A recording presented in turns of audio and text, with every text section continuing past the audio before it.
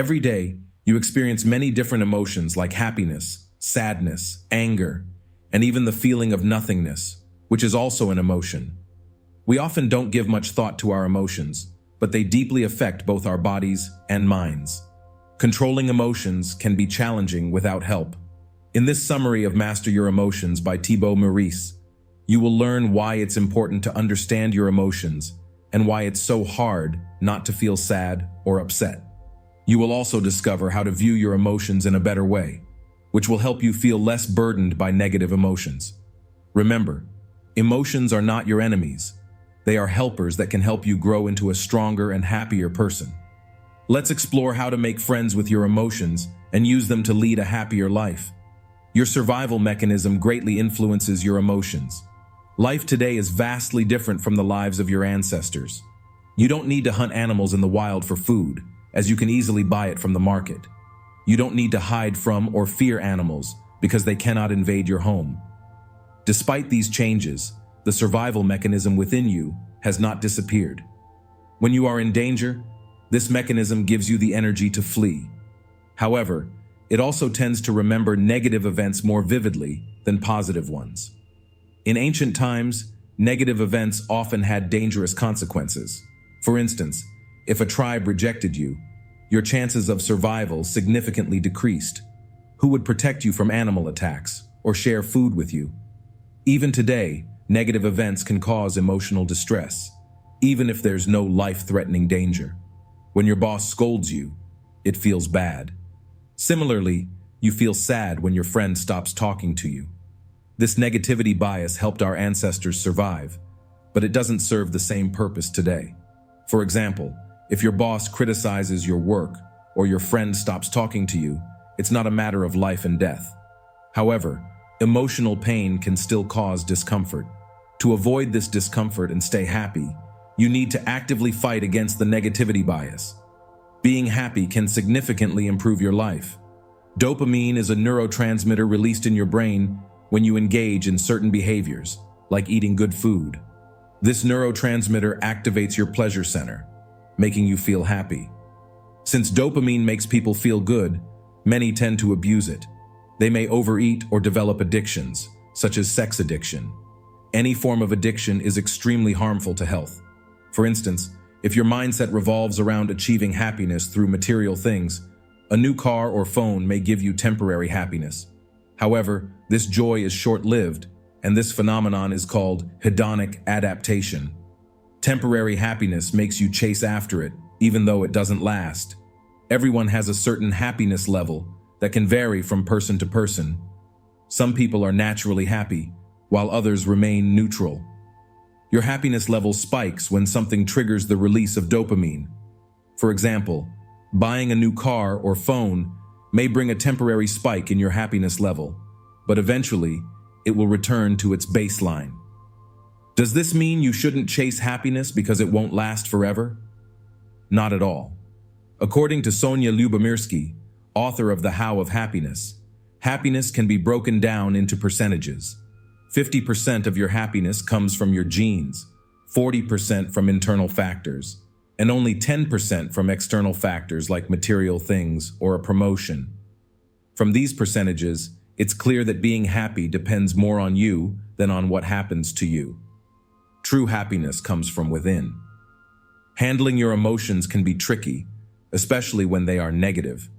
You can't immediately control your anger or frustration, no matter how hard you try. However, it is possible to manage your emotions by understanding that they are temporary and will pass. For instance, Penelope feels irritated because she woke up late. This means she has to rush through her shower, breakfast, and then hurry to work. Her frustration doesn't go away quickly, even if she tells herself to get over it. Instead, Penelope can detach herself from her emotions. She can say, "Yes, I'm annoyed by how my day started, but this irritation will gradually fade, and I will feel better." Emotions come and go. What you feel right now is not going to last forever. Negative emotions are not necessarily bad. Don't consider them completely useless. Sometimes negative emotions can encourage you to take action. The feeling of failure can push you to work harder next time. Losing someone dear can make you appreciate the people you still have in your life. If you are still struggling to deal with negative emotions, remember the times when you experienced them in the past.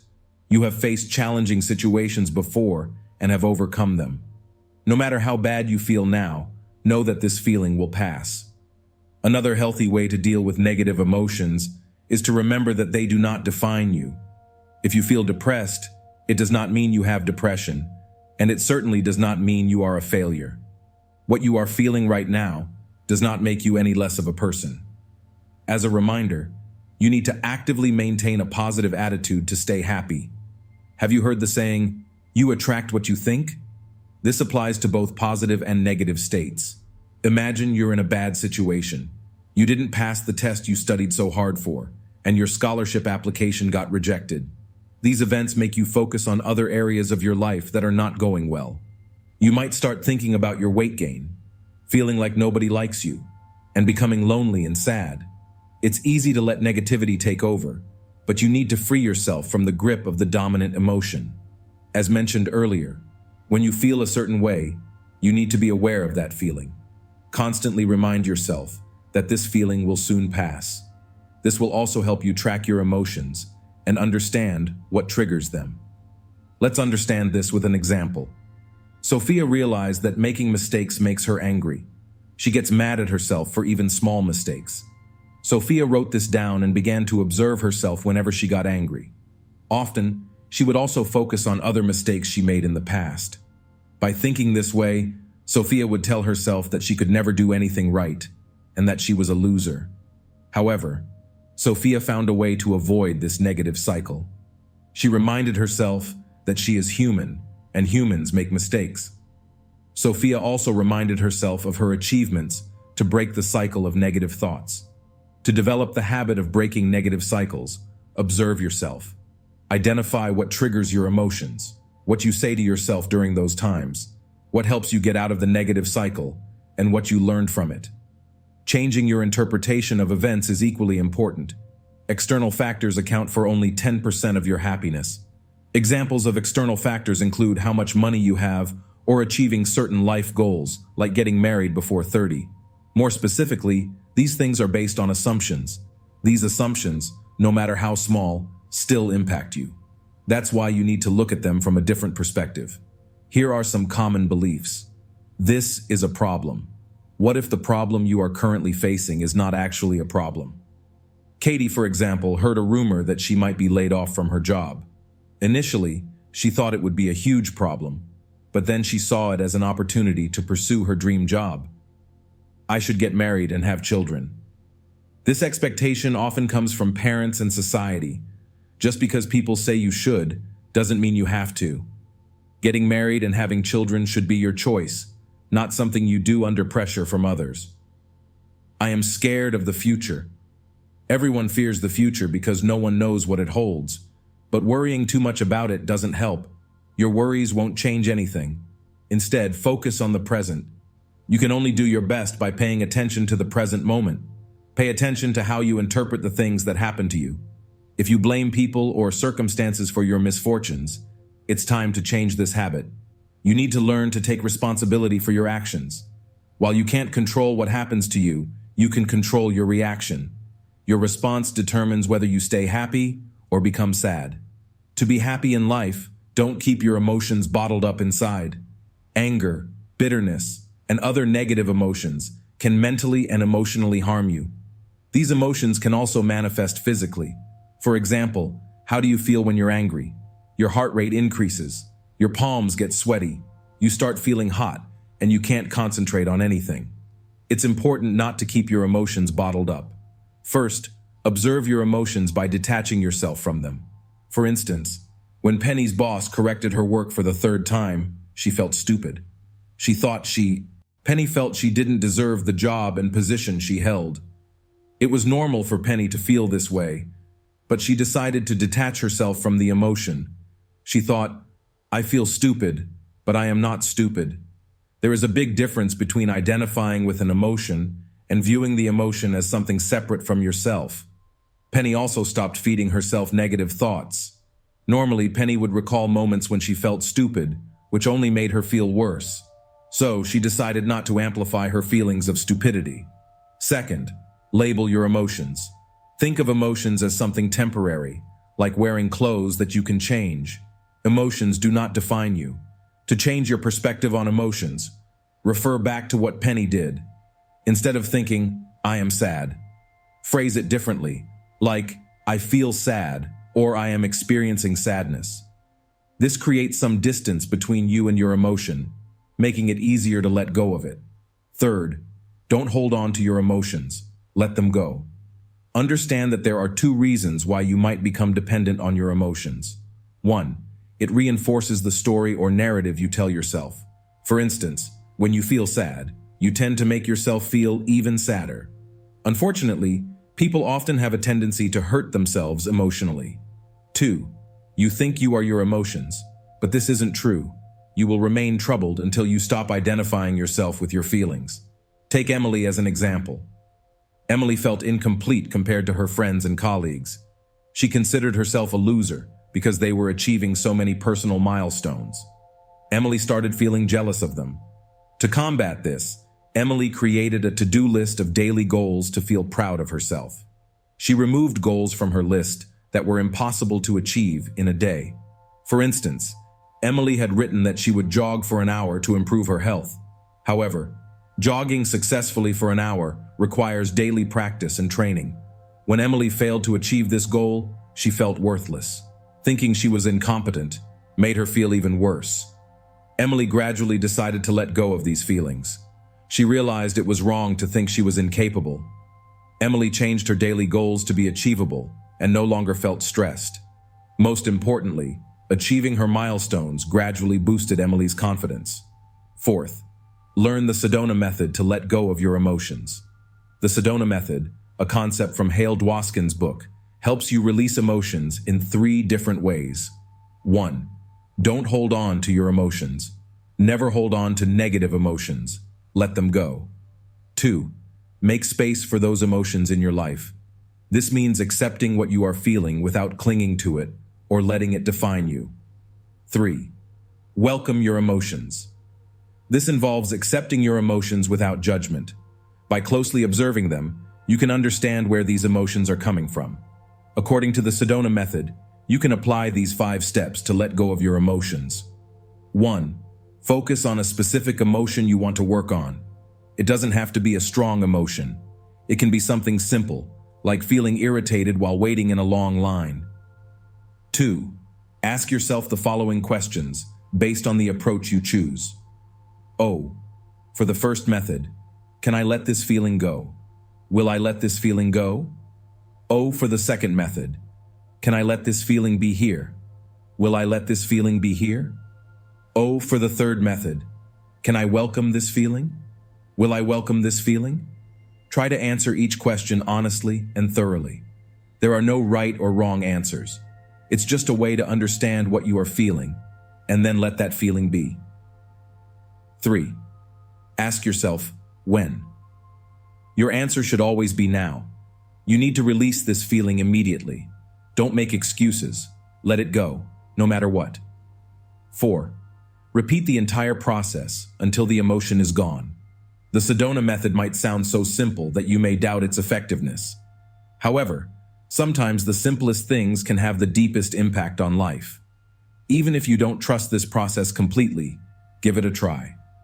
Practice letting go of your emotions daily, and soon you will become the master of your emotions. How emotions can guide you in the right direction. Emotions come and go, but just because they are temporary doesn't mean they can't change your life. Nobody wants to feel uncomfortable or unhappy, right? But sometimes, these feelings can be a sign. Harriet was always stressed. Nothing made her happy, not her job, her relationships, or her achievements. One day, Harriet decided to move to a new city. This decision turned out to be the best of her life. She looked forward to each new day and found happiness in small things. Harriet had never been so happy before. Understanding your emotions requires self-awareness. If Harriet had ignored her feelings, she would never have made such an important decision in her life. She knew she needed to change something, and if she had refused to acknowledge her unhappiness, this change would never have been possible. Self-awareness gives you the ability to observe your thoughts, emotions, and behaviors. This idea is taken from Jim Dethmer and Diana Chapman's book, The 15 Commitments of Conscious Leadership. Self-awareness can be practiced using a single line. Whatever you think, feel, or do, ask yourself if it is above the line or below the line. Being above the line means being self-aware of your actions and maintaining a positive state of mind. It means you are curious, consciously listening, allowing yourself to feel what you are feeling, appreciating things, and taking responsibility for your actions. Being below the line means it is difficult for you to control your emotions. Typical behaviors, actions, and feelings that indicate you are below the line include finding faults in yourself and others, engaging in arguments and gossip, and refusing to let your beliefs be challenged. You may also start ignoring people whose opinions differ from yours. Whatever you do, first ask yourself, is this above the line or below the line? The answer will help you decide whether you should let go of your emotions. Recording your emotions. What is the purpose of recording your emotions? It gives you an idea of how to experience more positive emotions. Before you do this, you need to be aware of your current emotional state. Observe the emotions you feel daily for a week. Use a notebook or a piece of paper for this. Rate your feelings on a scale of 1 to 10, with 1 being the worst and 10 being the best. At the end of each week, give it a total score. Additionally, answer these questions. What negative emotions did you feel? What caused these feelings? Recall the experience of the negative emotion and the interpretation you derived from it. Was your interpretation accurate? How close was it to the facts of the situation? What did you do to stop feeling the negative emotion? Did it happen naturally, or did you do something to release it? What can you do next time to avoid these negative emotions? By recording your emotions, you achieve 2 things. 1. You will become aware of them each week, which helps you maintain a positive mood or find ways to make yourself happy. 2. You can practice getting rid of negative emotions and staying happy. Conclusion. First, you learned about negative emotions. These are part of a survival mechanism that helped our ancestors stay alive, which is why you still have a negativity bias. You must actively fight this negativity bias because it prevents you from being happy. Your happiness depends on what you do and think, not on what happens to you. Second, you learned that emotions are temporary. Remember this, especially when experiencing negative emotions. All bad things will pass, and you can overcome them. Third, you learned about changing your perspective to stay happy. Don't listen to the assumptions people make about you. For example, you don't need to get married and settle down unless you want to. Doing something you don't want to do will never bring you happiness. Fourth, you learned not to block your emotions. Detach yourself and observe your emotions. Label them and let them come. Fifth, you learned about self-awareness. Emotions can be a sign that you need to change something in your life. Think about every thought and action, whether it is above the line or below the line. Being above the line means it will benefit you, while being below the line means it could cause you distress. Sixth, you learned about recording your emotions. Keep track of what you feel so you can find ways to stay happy. Always remember that your emotions do not define you. They come and go. Good emotions bring you happiness, while bad emotions teach you something. You can use both to live a happy and fulfilling life. Thank you for listening to this audiobook summary of Master Your Emotions. We hope this summary has given you useful insights and tools to better understand and navigate your emotions. Help yourself understand and manage your feelings better. Remember, taking control of your emotions is a powerful step towards living a happier and more fulfilling life. If you found these insights valuable, don't forget to like, comment, and share this video. Your feedback helps us grow and continue to bring you great content. Subscribe to our channel, Audiobook 101, for more helpful summaries and tips on personal development. Keep learning and growing, and remember to explore other book summaries on our channel. They are all designed to help you improve your life, one book at a time. Until next time, keep turning the pages and enriching your life.